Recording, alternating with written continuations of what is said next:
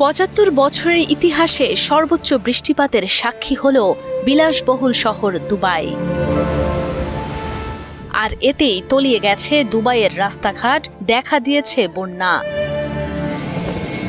তবে সবচেয়ে বেশি চ্যালেঞ্জিংয়ের সম্মুখীন হয়েছে দুবাই আন্তর্জাতিক বিমানবন্দর। মরুভূমির বুকে নজিরবিহীন বৃষ্টিপাতে নানা বিড়ম্বনার মধ্যে পড়েছে দুবাই বিমানবন্দরের যাত্রীরা।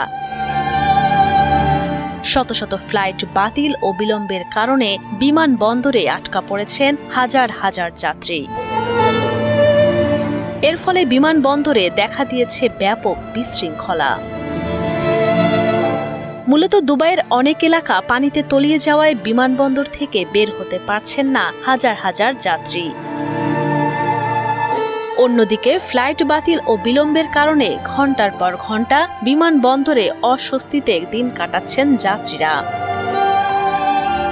এরই মধ্যে সতর্কতা জারি করেছে দুবাই আন্তর্জাতিক বিমানবন্দর কর্তৃপক্ষ। পরিস্থিতি স্বাভাবিক অবস্থায় ফিরে আসতে আরও সময় লাগবে বলে জানিয়েছে কর্তৃপক্ষ।